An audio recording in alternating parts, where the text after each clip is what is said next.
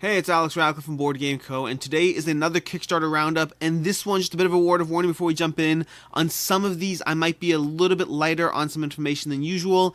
That's just because I had a particularly busy weekend, and well, I am trying to get what I can done in time for my usual Monday roundup, so this is kind of done a little bit last minute. But that being said, before we jump into it, we're going to start with just a quick shout out to The Hungry Gamer. The Hungry Gamer is basically going to be, well, he's another YouTube reviewer, content creator. I'm sure you've seen him, especially on other Kickstarter pages or whatnot. But more specifically, I had a bit of a Boards and Brews with him. He has a segment called Boards and Brews, where he, talks about board games and whatever beverage you might be having, or in my case, it was coffee. And this is going to be Boards and Brews with Alex Radcliffe. It's a regular segment he's done before. He had a great one with Michael Kelly I really enjoyed watching. He just did one with Monique and Naveen of Before You Play that I'm in the middle of. And so yeah, check him out, check out his stuff, and I will drop a link down below to both his channel as well as that specific video that I did together with him. And then starting off, we're going to have two that aren't funding yet, although one looks like a pretty safe bet, and those are going to be Kingsfall Heroes of Cendrenil, which is going to be a 4X strategy guide that tries to, a strategy game that tries to be faster playing in terms of the actual playtime it's giving, as well as being accessible for more players. The base game coming in at 6 players, the expansion bringing it up to even further, I believe it was to 8 players. So it's going to be a lighter, abstracted 4X game, aiming for a faster playtime and a higher player count, because 4X board games generally are in the 4-player range, maybe 5 sometimes. It's very hard to get 4X board games at larger player counts, and part of that's going to be the downtime specifically. And so this one currently is at $3,000 funded out of $16,000 with 71 backers, so unfortunately does not seem to currently be headed in the right direction. Overall, I recommend checking out the page. This does look like a pretty solid, again, not talking about value because I don't cover the value. I don't do a deep dive in value until a game is funded, but in terms of the actual game itself, the overall presentation looks good. The gameplay may be appealing to yourself, so check it out. I'm surprised that the funding is this low. It might just be a lack of awareness, building community. I'm not sure exactly what it is in terms of why people haven't really jumped into this one. Next up, we're going to have Core Worlds, Empires, and Nemesis. And again, this one hasn't funded yet. Likely at $50,000 out of $60,000 with 17 days to go, it is likely that this will cross the finish line. This is going to be coming to you from Quixotic Games, who brought you Dungeon Alliance. And Core Worlds is going to be both an expansion to the original Core Worlds deck building game, as well as Core Worlds Empires, which is a standalone worker placement sequel in the same universe, not having the same gameplay. So we have both of those things on the table, an expansion to the original Core Worlds and a new game that is a deck builder standalone game in the same universe. And so those games, in terms of the two games, Core Worlds Empires, like I said already, is bringing you new gameplay entirely, and then Core Worlds Nemesis is bringing you a solo expansion to the original deck builder. Now, Core Worlds, for those who don't know, is going to be a deck builder that, like, to be frank, I'm not surprised that the funding on this one is on the low end. Core Worlds always did have a passionate group of people who love the game, while not ever getting that same mass critical acclaim that games like Dominion or Ascension got. Core Worlds was one of the heavier deck builders out for quite some time. It was a thoroughly enjoyable experience, one that I had in my collection for quite some time, but then eventually I moved on from it myself just because the amount of time it took to play the game in comparison with knocking out a few games of Dominion. It's just one that eventually left my collection. But I really did enjoy it while I had it, and I understand why it's rated highly, but I also understand why it has a lower following. And so Core Worlds Empires is giving you, like I said, an expansion and a standalone game in those universes for different pledge levels. The expansion is going to be coming in at $20 plus shipping, and the Empires game is going to be coming in at $70 plus shipping. And if you get both of them, you may as well, if you have the original Core Worlds and you're getting the Empires already, you may as well get Nemesis at that point, because there's going to be an extra $10 if you are combining the two of them. And so that's going to be Core Worlds. Moving on from there, we have Kingdoms of the Deep. Kingdoms of the Deep, which is funded with $16,000 raised out of 12,300, 326 backers, 3 days to go. This is one that's going to be from Galactic Raptor Games, who brought you to the table the Roar and Write board game, and the other game as well before that, the Kingdoms of the something or other. So let me actually just go ahead and pull that up. But they have 2 other games, maybe 3 other games that they've already brought to the table, all of them being solid games. It was Animal Kingdoms. So Animal Kingdoms, Roar and Write, which is an Animal Kingdoms game, and then Kingdoms of the Deep, which is the current Kickstarter. And all of them did make their way to retail. So this one's going to be an area control simultaneous action game for up to 6 players. The gameplay looks pretty good. Meeple Mountain put out a solid video on it. Overall, it looks appealing. I'm intrigued. For myself, I would say that overall their games have historically found their way into retail. at a cheaper price. Not crazily cheaper, but this is one that practically speaking you can usually get in retail at a cheaper price if you wait around to get it. That said, there may well be a delay, and there's also no guarantees. Keep in mind, a game that has 326 backers, while funded, it is always possible it will not see retail distribution. So yeah, this is one that falls in the category, and I think I said this when I saw Roar and Write last time as well. I believe I said something along the same lines, which is, if you are unsure, go ahead and back it. If you're sure, if you want to get your hands in it and you don't know if you want to risk whether it's going to show up later, you may as well get it. 326 backers does not make an incredibly successful game, which means it may or may not make its way to retail. That said, if it does show up in retail, it likely will be a bit on the cheaper side. You're not talking about huge amounts of money, so it's just a question of whether you're more interested in potentially saving the 10-15 bucks, or whether you're more interested in getting your hands in this game, because otherwise you might have to hunt around the secondhand market, which as usual at a lower backer count is always going to be on the harder side. From there we have Metro, which is going to be coming from Queen Games. It's going to have 8 days to go, $75,000 raised, 605 backers, and these Queen Game Kickstarters are always confusing because they like to throw in like the Alhambra big boxes in the background. If you go to the pledge levels, you'll always see the basic pledge levels and then throwing in, oh, you can get the Alhambra big box over here and you can buy all the add-ons as well.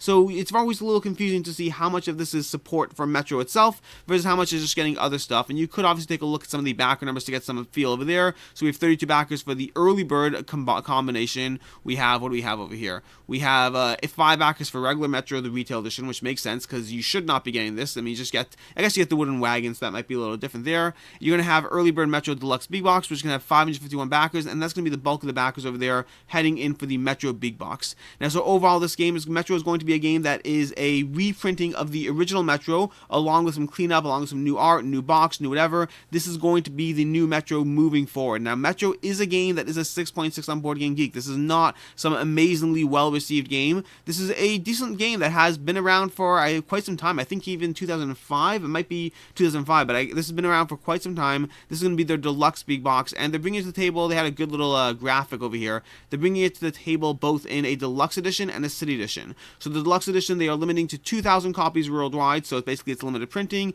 Kickstarter is your main opportunity to get your hands in it, and then of course it'll be sold elsewhere until they run out, and then after that they'll be printing only the City Edition. So supposedly this is a limited run with no other copies being printed ever, supposedly. As far as what you have over there, you're going to be getting acrylic track tiles, you're going to be getting the cardboard tile dispenser, versus on the regular edition you're getting cardboard and no tile dispenser. Both of them you're going to be getting the same here, wooden wagons, and over here for the City Edition, you are getting those wooden wagons in this Kickstarter, but not if you buy it at retail. So that's going to be the difference of that $44 pledge versus just waiting and buying in retail. Past that, they are also updating the game with a few new expansions. So these are going to be the new expansions you can get, the Metro companies, the Metro stations, and the Central Tracks.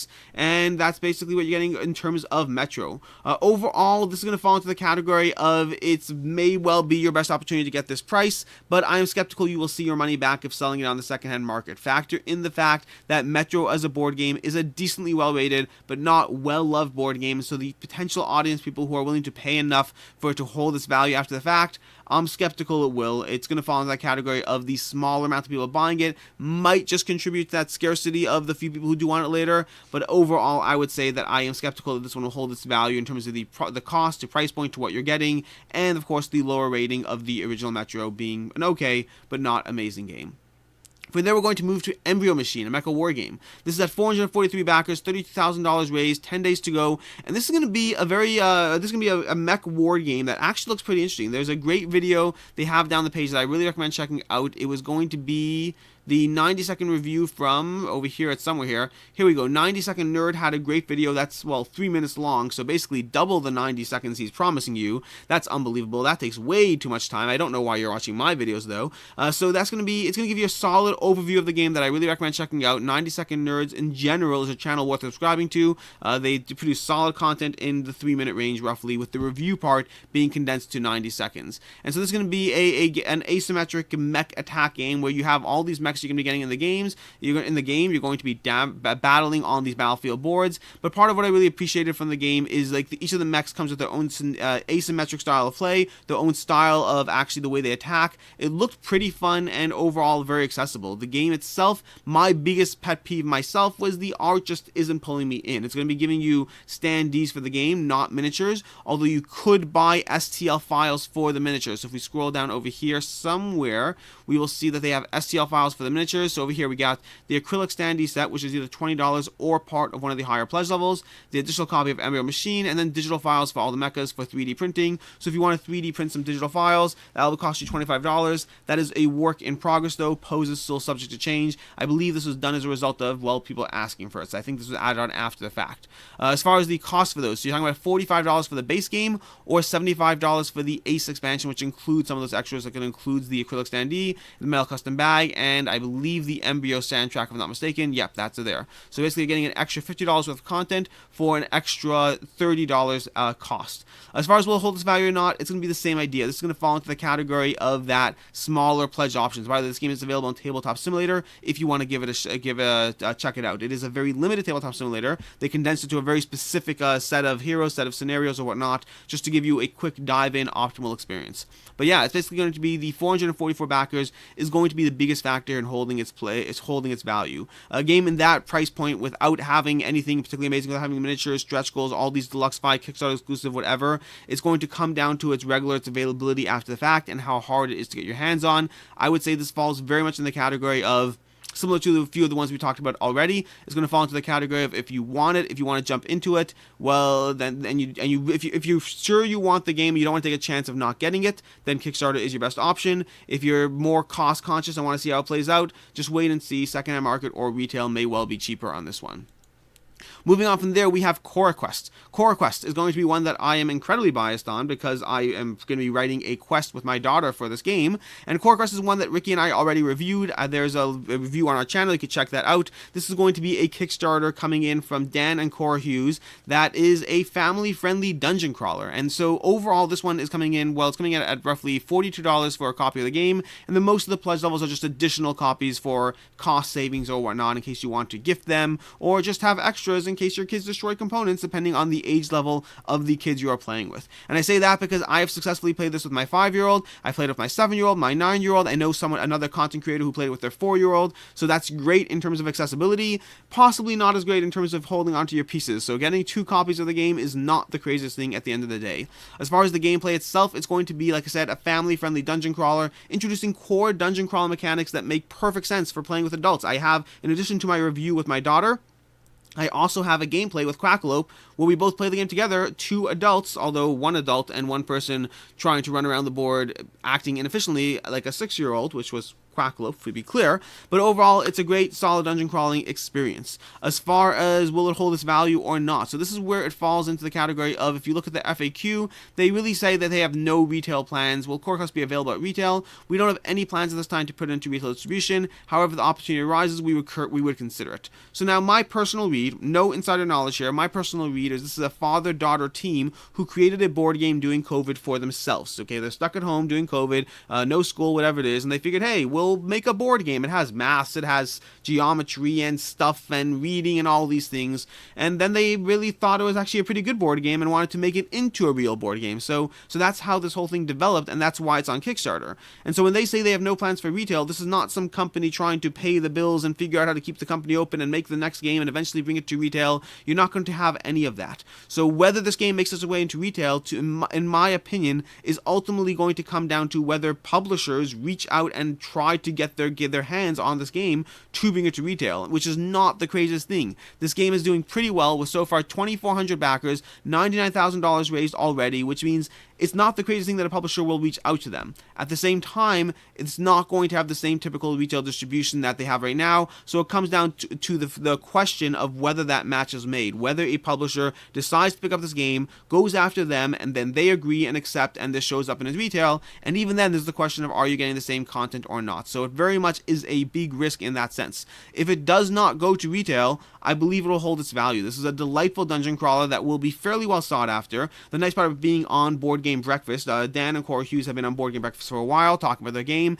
means they have built up an audience, and then they've gotten the game into the hands of enough content creators who have reviewed the game, enjoyed the game. Again, Ricky and I really enjoy the game. This is a solid dungeon crawler for kids, of which there are not many out there. I know there's 1 or 2. There's the Dungeons of Karak, something like that, which people have recommended. I have it on my shelf. I need to give it a play. But so far, CoraQuest will be the only one I have been able to give a shot. So if it does not make its way into the retail channels, if the limitation is only what's on Kickstarter, then I believe believe it will hold its value just fine. If it does make its way into retail channels, then I think there is, more of a chance of it not holding its value as much, although it depends what that retail product looks like. And again, keep in mind, I am writing a quest with my daughter for this game, so factor in that bias however you want, because I guarantee you, I want to see this game do well. Moving on from there, we have Defcon 1. Defcon 1 is going to be coming to you from Wells Done Asynchron, who I don't know what this company is. I know they've made other games. What are the other games they've made? I've completely forgotten. They have other games that I know, which are going to be, and they are, they're associated with Freedom, the Underground Railroad, as well as Thief, I believe. And they've done some other things as well. And so they overall are bringing you Defcon 1, which overall, I would say this one is just cross-funding, 30,000 out of 24,000, 371 backers raised, 371 backers, 15 days to go. And overall, I would say the art looks great, the game looks like it has potential, and they also associate with Mare Nostrum as well. But overall, I think a big part of the game, a big part of the problem with the lower funding is going to be, first of all, the lack of general marketing. I have not seen this game in a lot of places. And then secondly is going to be the fact that this game is not being explained well in terms of what the game actually does. They are effectively making you jump through multiple YouTube videos for each single step, which is great in terms of having the content, but I've tried going through Board Game Geek, I've tried going through the Kickstarter page. You have to really dig to try to figure out exactly how this game plays, to get a feel for the game, past the fact that there's a Defcon thing and you don't want the world to go into nuclear warfare, or maybe you do, and each race, each nation is going to have their own unique powers, and so overall it's coming in with not enough clear, accessible information as to how the game itself plays. As far as the price point is coming in at an $85 plus shipping. Once you factor in shipping, I believe is around $95 or $100 or so. Let me see. Shipping was going to be for the US. Let's see if we can find this here. US is going to be 16 euros, which is basically going to put you at over $100 to get your hands on a copy of this game, which is a lot of money for a game that looks like it might actually be amazing, but also is not giving you enough information clearly accessible about the gameplay itself. As far as whether it'll hold its value or not, this is going to fall into a tough run, because Mare Nostrum and Thief in general have not done a great job holding their value. For that first month or two, yes, in general, that first month or two is usually get enough of a FOMO that if you can drop it, if you get on the market, then you'll be able to get your money back. But overall, as a whole picture, their games have done okay. They've done pretty solid. You will not lose a ton of money, or you're less likely to lose a ton of money in the game, but they generally do not hold their value past that first month or so. So it's up to you in terms of wanting to get your hands on it or not. If you do, I recommend checking out all the YouTube, all the videos they put together for you to try to get a feel for whether the gameplay is for you or not. But the art looks great. The gameplay looks good. The art looks great. The general presentation looks good. The theme, I mean, this is going to be classic Twilight Struggle theme and whatnot. It's just a question of whether you are okay with the price point and whether you think the gameplay is for you or not. Moving on from there, we have Posthuman Saga. Now, Posthuman Saga is going to be the expansion. This is more specifically, this is Posthuman Saga, The Journey Home. And this is going to be the expansion to Posthuman Saga, coming to Kickstarter, currently at $50,000 raised, just shy of 1,000 backers, 15 days to go. And this is going to be, like I said already, this is going to be an expansion, bringing you more gameplay to the original Posthuman Saga, and that's going to be over here. The gameplay is going to be new gameplay. It's going to change the name of the objectives. Player scores victory points. New Explorer cards are going to replace the standard mission cards. New Cartographer cards determine the starting setup. You're going to be competing for Explorer cards by being the first to see. I'm just reading from the page at this point, but I don't actually know the gameplay of Posthuman Saga. You can go through here to see the actual new gameplay being introduced. As far as the price point of what you're getting there, the pledge levels over here are going to be $5 for a basic access to Pledge Manager, $30 for the Veteran, which is going to give you the Posthuman Saga and all stretch goals, and $59 for the Explorer, $79 for the Scout, which is going to give you the base game, the Journey Home, and Settlements mini expansion, and then $84 for the Mutant Level Up, which is going to give you all of this over here, and then finally for the All-In, Mutant All-In is going to be $119. As far as value, if you look at the original Posthuman Saga and how well it's done in the secondhand market, meaning again, this is the expansion, so if you look at the original Posthuman Saga, I would say it falls into that category that you're going to lose $10-15 or more in terms of the shipping or whatever it is. Basically, the original game, if you bought the Mutant All-In or whatever it was at that time, or even a basic pledges or whatnot, if you compare them to the actual marketplace and what people are selling it for or getting their money back in terms of that, overall you are losing a little bit, not a significant amount. The game is pretty well received, pretty well rated. I know Jeremy Howard, who's generally I align with his opinion a lot on a lot of games. Jeremy Howard said over here, I played this for a week straight. I cannot believe I had this on my shelf for shame for so long. Posthuman Saga is a major upgrade from the original. I'm excited to see more content. So take that for what it's worth, or alternatively just play on the Tabletopia yourself and see if it's a game for you. So again, overall expansion for a game. You can look into that. You can watch reviews. You could try it yourself. As far as the value, you're going to lose a little bit, but nothing crazy there. Moving on from there is Maquis Second Edition. Maquis, I think it's called Maquis. Maquis Second Edition. This is going to be by Side Room Games. Now, this is going to be a tricky one because Maquis Second Edition is going to be a solo game. That is a worker placement solo game. You draw a few missions and you have to try to figure out how to min-max your way. The actual gameplay space, I want to find a good picture over here. The actual gameplay space looks pretty accessible. Let me see over here. So you can see a good feel for the sizing of the box, the sizing of the game by looking at the hands and whatnot. And it looks to be a fun little solo puzzle, worker placement puzzle, which is interesting. The game is overall well rated on Board Game Geek. This is the second printing of the game. They do have an upgrade pack if you have the first edition. I do recommend backing it through Kickstarter if you're looking for that, because they're printing basically enough for the Kickstarter and then a few more. They're not doing some massive print run of the upgrade pack.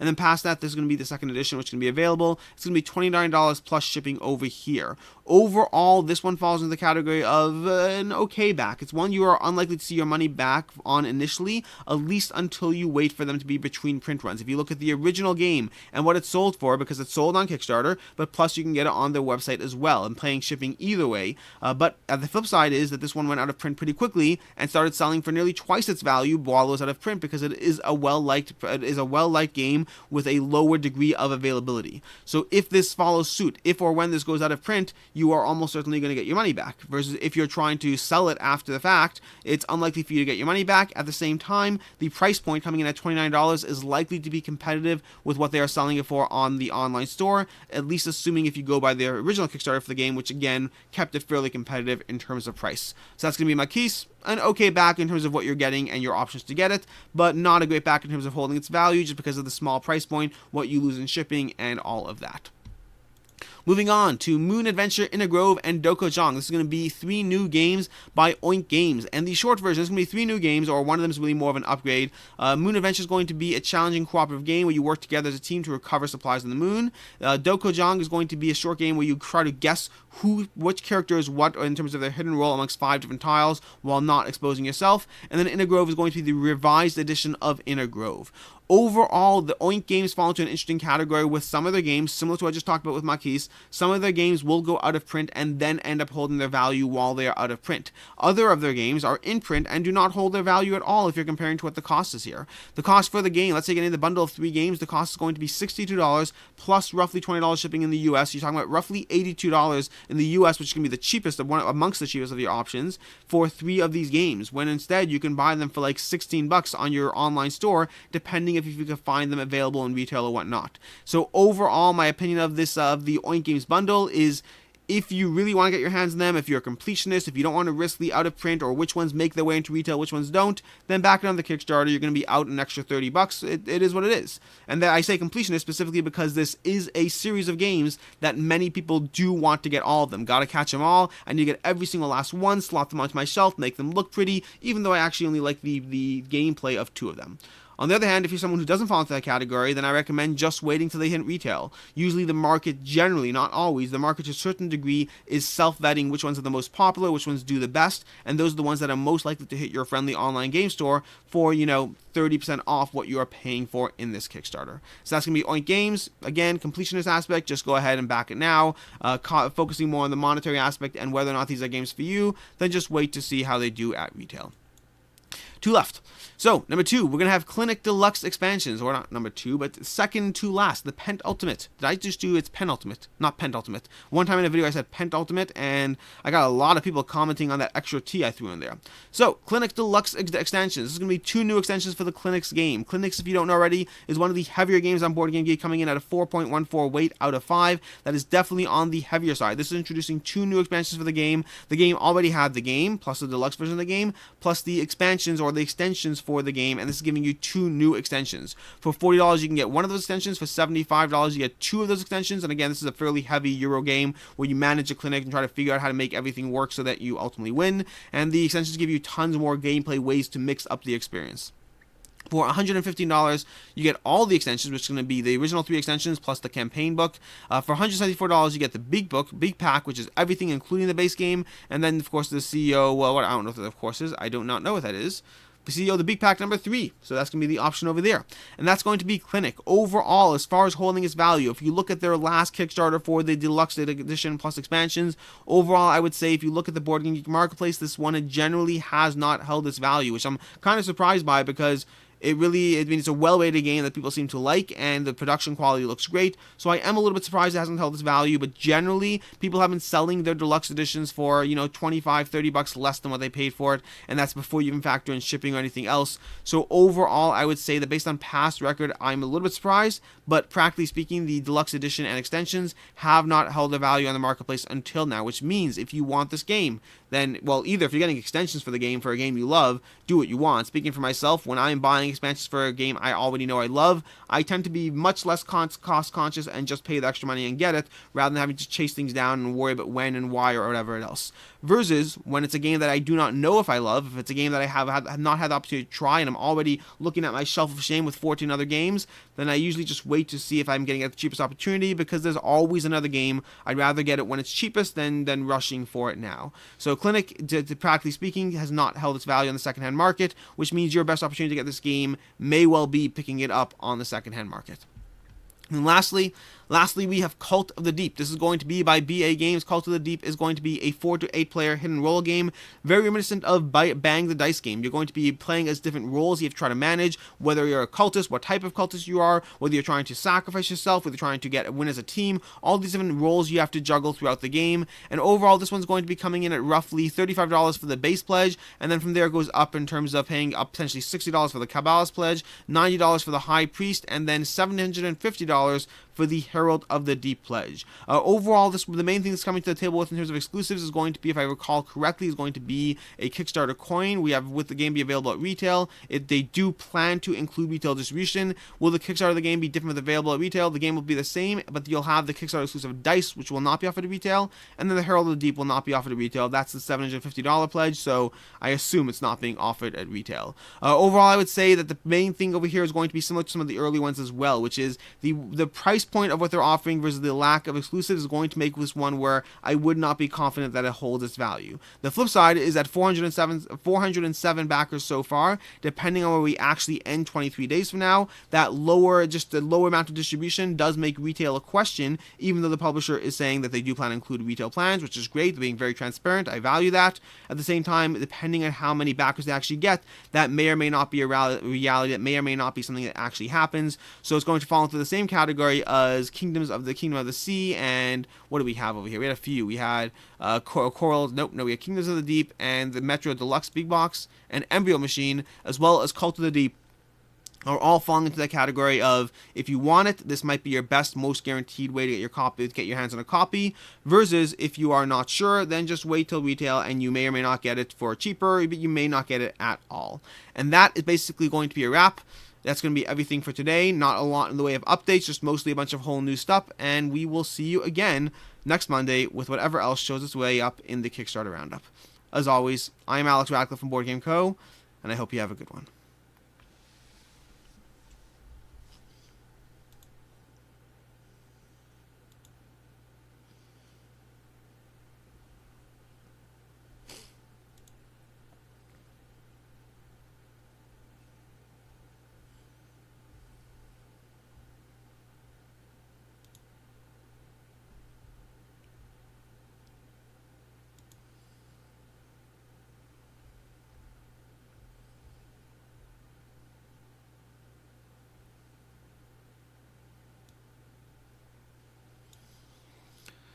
So this after the video scene is going to be a little different than usual. There's no fun way to talk about this stuff, but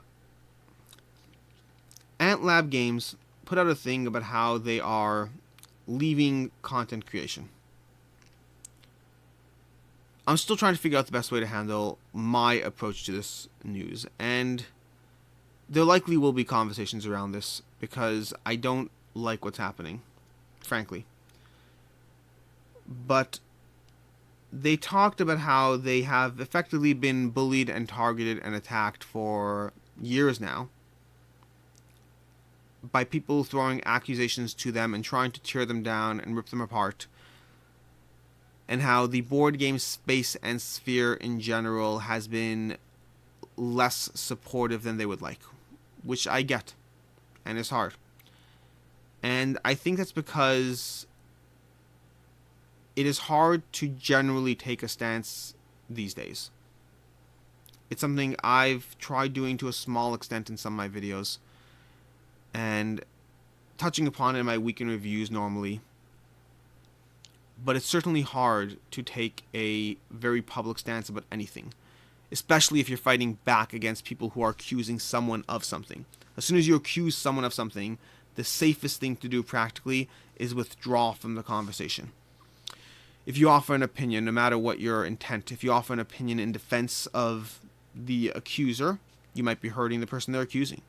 If you offer a defense in the face of the person they are accusing, you can be accused of covering up and helping and enabling other people. It doesn't really matter what your intentions are. You risk causing harm with your words, and you risk defending potentially the wrong side. Maybe you don't have a full picture. And even if you have a full picture, maybe people won't realize the full picture. It is safer to walk away from these conversations. It always is. And don't let the fact that this conversation today is our weekly special after credits scene, don't let that fool you. I expect there to be further conversations about this. I value too much the space we're in to take the safe way out, to sit on the sidelines. I don't know what comes next, but I know I'm not happy about how this is currently being handled, or what's currently happening. I support Ant Games, even if they were wrong. And I say that even if they were wrong because I know their intent. And I know that in their responses and conversations, they have not sat there and targeted others, versus they have been targeted. If you disagree with someone enough to try to tear them apart, I hope you disagree with them enough to try to have a conversation with them first. And that applies to me as well, by the way. If you ever disagree with me, if you think I'm causing great harm with my words, my email is in the description down below. It always is. Reach out to me. Have a conversation with me. That is how you inspire change in general. You don't inspire change by just targeting people and attacking them. Which is why you can expect to rarely, if never, hear me target people by name, even when I defend others. Even when I sit there and say, I believe someone else is this or that, or I believe someone is wrong here, it won't be by name, because I'd rather have a conversation. And for what it's worth, I've tried, in some cases, I have tried reaching out to some of these people who are targeting AntLab, who are taking that stance, and not heard back. Not all of them, because I don't have contact info for all of them, but I've tried opening the door for a conversation and gotten no response. I don't really know. I don't have any firm answers. I would like to see AntLab continue in the space, and I will do what I can to make that happen. But for today, for right now, I only just found out today, shortly before doing this video. So for right now, this is a bonus end credit scenes. Maybe tomorrow it'll be a full video, and by tomorrow I mean sometime. I don't know yet. We'll see where this goes. But until next time, genuinely, like, have a good one. Play games. Treat people in your life with this. Treat people well. Like, it's all you can do. The next time you're upset at somebody on the internet, don't antagonize. Don't respond back. Don't escalate a conversation. Ask yourself always and often whether you're doing more harm with the words you are using or more good. Just try to be. You can only control yourself. You're only ever responsible for your own actions. You cannot be responsible for others. So do what you can. Start with yourself. Do something good today. Until next time, I'm Alex, and I hope you have a good one.